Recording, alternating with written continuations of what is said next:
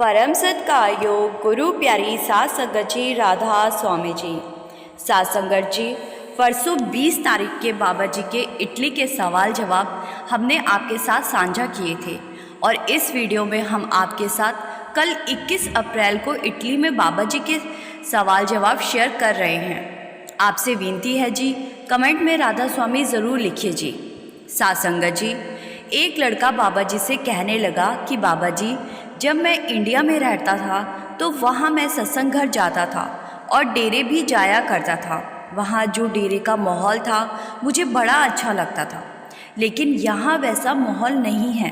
वहाँ इंडिया में डेरे में सेवा करके बहुत अच्छा लगता था।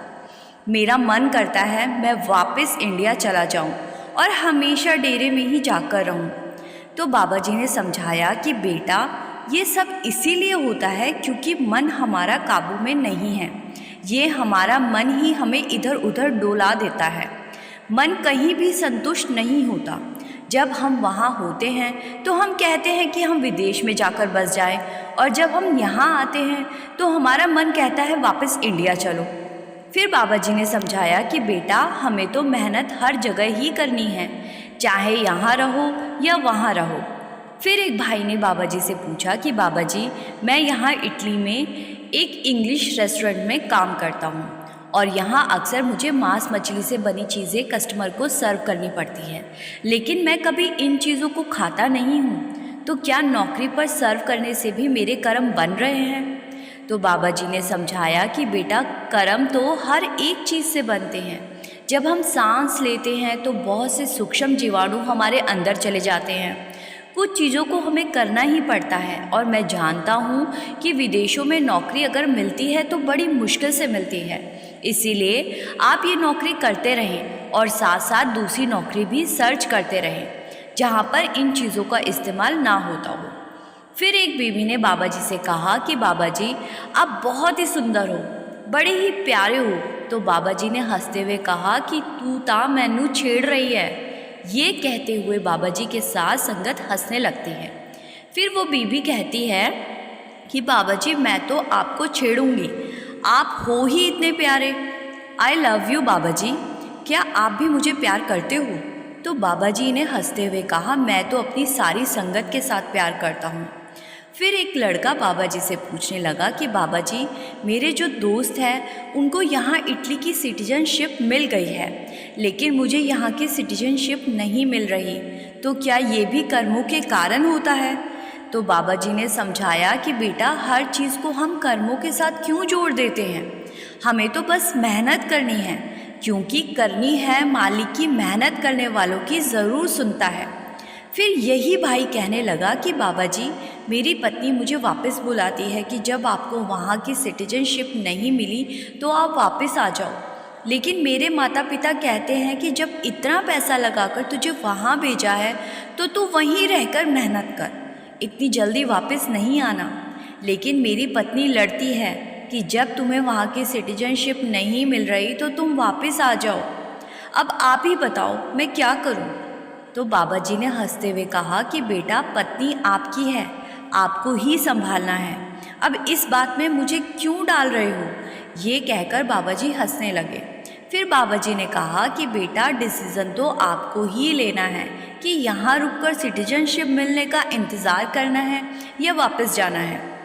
फिर एक भाई ने बाबा जी से पूछा कि बाबा जी, मेरे जीवन में बहुत परेशानियाँ चल रही है, मुझे कुछ समझ नहीं आ रहा कि मैं कहाँ जाऊँ। तो बाबा जी ने समझाया कि बेटा, हम जब परेशान होते हैं तो हमें समझ नहीं आता कि क्या करना चाहिए। ऐसे माहौल में हमें भजन सिमरन पर ही ध्यान देना है और सब कुछ मालिक पर छोड़ देना है।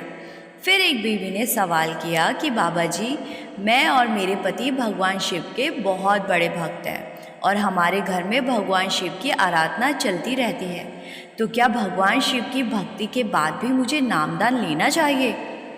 तो बाबा जी ने समझाया कि बेटा, अगर हमें मुक्त होना है तो हमें करनी पर ध्यान देना पड़ेगा। हमें ऐसा नहीं करना कि डॉक्टर ने पर्ची पर दवाई लिख दी और हम पर्ची को ही पढ़ते रहे और दवाई को लेकर ना खाएं। हमें करनी तो करनी ही पड़ेगी। जब तक हम मालिक का ध्यान नहीं करेंगे तब तक हमारी सूरत नहीं चढ़ेगी। और ध्यान में जाने के लिए हमें नामदान की ज़रूरत पड़ती है। नामदान कहीं से भी ले लो, सबके तरीके अलग हो सकते हैं, लेकिन मालिक को पाने का जो मकसद है वो सभी का एक है। फिर आगे बाबा जी ने भगवान शिव के बारे में कहा कि क्या आपको पता है कि भगवान शिव ने कितनी तपस्या की थी। उन्होंने एक पैर पर खड़े होकर भी भक्ति करी थी। भगवान शिव को क्या भक्ति की ज़रूरत थी? तो वो बीबी कहने लगी कि नहीं बाबा जी, वो तो खुद ही भगवान है। तो बाबा जी ने कहा कि फिर भी उन्होंने कितनी कठिन तपस्या की थी। तो वो बीबी कहने लगी कि बाबा जी, अपनी कृपा हम पर ज़रूर बनाए रखना। तो बाबा जी ने हाँ में सिर हिला दिया। इसके बाद एक बीबी ने बाबा जी से सवाल किया। वो बीबी कहने लगी कि बाबा जी, मैं कल भी आई थी, लेकिन मेरा बच्चा छोटा है, इसलिए मुझे वहाँ बच्चों वाले सेक्शन में बैठना पड़ा था।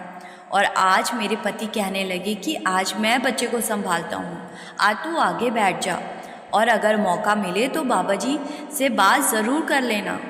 तो फिर बीबी कहने लगी कि बाबा जी, मेरे पति बहुत गुस्सा करते हैं। तो बाबा जी ने समझाया कि बेटा, अभी तो आपने बोला कि आज आपके पति ने आपको आगे बैठने के लिए कहा, और अब आप कह रही हो वो गुस्सा करते हैं। तो ये बीबी कहने लगी कि बाबा जी, वैसे तो मेरे पति बहुत अच्छे हैं, लेकिन गुस्से में रहते हैं। तो बाबा जी ने समझाया कि तो क्या हुआ बेटा, अगर गुस्सा करते हैं या नाराज़ होते हैं तो उनको आप मना लिया करो। आपस में अंडरस्टैंडिंग होनी तो बहुत ज़रूरी है ना। फिर एक बीबी खड़ी हुई और बाबा जी के लिए गाना गाने लगी। बहारो फूल बरसाओ, मेरा महबूब आया है। ये सुनकर बाबा जी हंसने लगे और कहने लगे कि बीबी, शब्द गा लिया करो। तो बाबा जी के कहने की देर थी, वहाँ बैठी बीवियाँ शब्द गाने लगी। साथ संगत जी, ये सवाल जवाब कल बाबा जी ने यूरोप के इटली में वहाँ की संगत के साथ किए थे। आपको ये सवाल जवाब सुनकर अच्छा लगा तो वीडियो को बाकी संगत के साथ ज़रूर शेयर कीजिए जी। और आपसे विनती है जी, कमेंट में राधा स्वामी लिखना मत भूलिए जी। साथ संगत जी, एक छोटी सी विनती आपसे और है जी, अगर आप इस चैनल पर सुनाई जाने वाले बाबा जी की साखियों से प्रेरित होते हो और आपको मेरी आवाज़ अच्छी लगती है तो बाबा जी की संगत के अपने इस चैनल को ज़रूर सब्सक्राइब कर लीजिए जी। यहाँ पर हम हर रोज़ बाबा जी से रिलेटेड साखियाँ, सत्संग और सवाल जवाब अपलोड करते हैं जी। गुरु प्यारी साथ संगत जी, राधा स्वामी जी।